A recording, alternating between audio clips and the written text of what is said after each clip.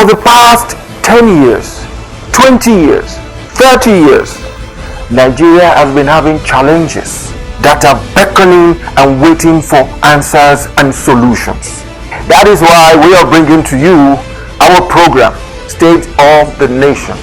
I am hereby inviting you to join me, Bola Bakare, your host, on State of the Nation, so that we can hasten the motions that brings national development. Make it a date with me.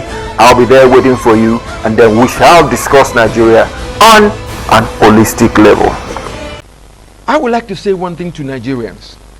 The element of better edu and the funds therein, that the funds didn't go through due process, this and that. We need to look back a little bit. Because when we say we have a systemic failure, not necessarily in terms of this, in terms of Nigeria, holistically. When I say systemic failure, over the years, there are a lot of practices over the years that were carried on by all governments in power. The administration comes in and then say, oh, what is going on here? They toe the line and then they move on with it.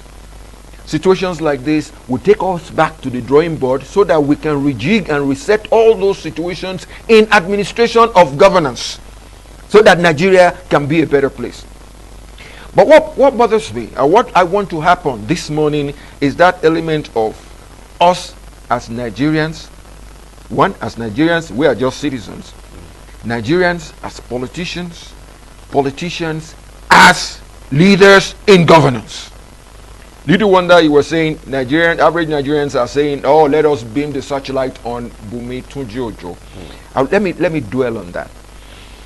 You see, the factor most people are saying out there is the fact that they are quoting Schedule 5 of the Constitution that says a code of conduct of public servants that they should not be in business while in the business of governance. I quite agree with that.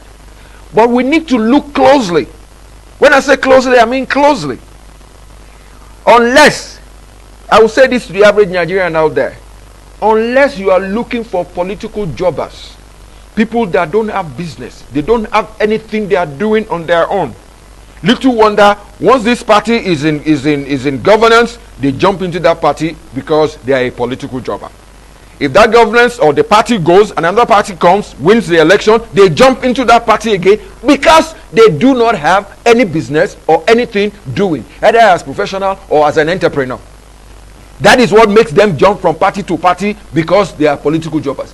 But in the case of a man that has a job, that is a professional, you are a professional now. If you go into politics, that does not take it from you that you as a broadcaster, when you leave politics, what do? You come back to your broadcasting and you continue your broadcasting.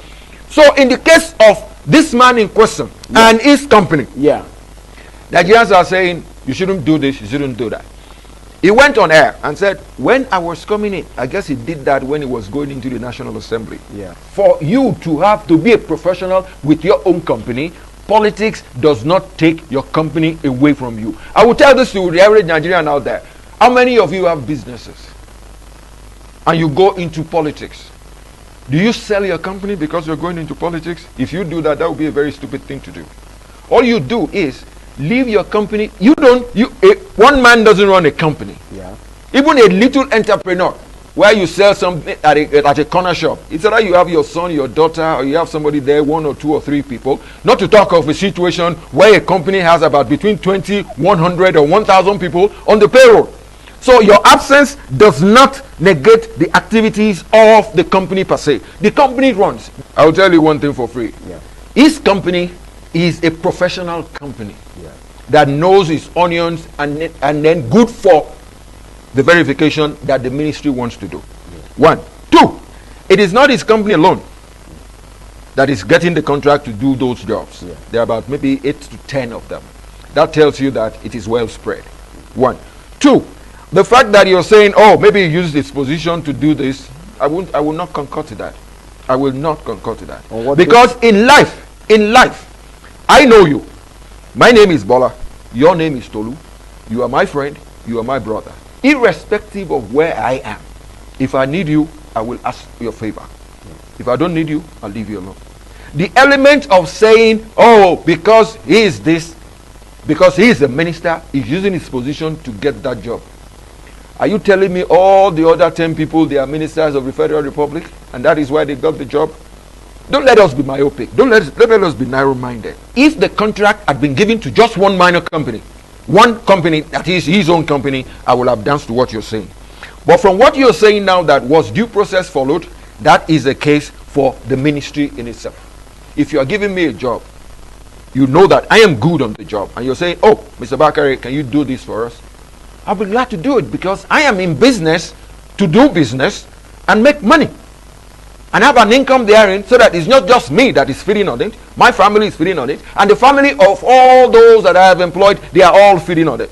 So when it comes to the element of due process, go and ask Ministry of Humanitarian Affairs how they got to that level. For the past 10 years, 20 years, 30 years, Nigeria has been having challenges that are beckoning and waiting for answers and solutions. That is why we are bringing to you our program, State of the Nation.